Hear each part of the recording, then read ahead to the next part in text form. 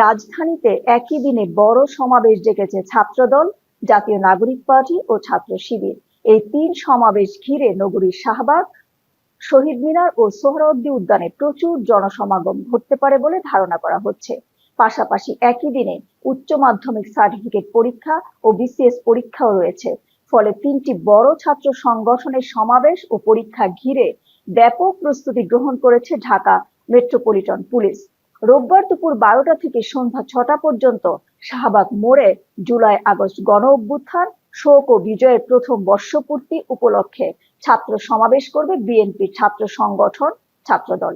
এদিন বিকেল 3টা থেকে সন্ধ্যা 6টা পর্যন্ত কেন্দ্রীয় শহীদ মিনারে জুলাই ঘোষণাপত্র ও সনদের দাবিতে সমাবেশ করবে এনসিপি। বিকেল 3টায় ঐতিহাসিক সোহরাওয়ার্দী উদ্যানে ছাত্র জনতার অভ্যুত্থান 2024 শীর্ষক স্মৃতি লিখন প্রতিযোগিতার পুরস্কার দেওয়া অনুষ্ঠানের আয়োজন করেছে ছাত্র শিবির।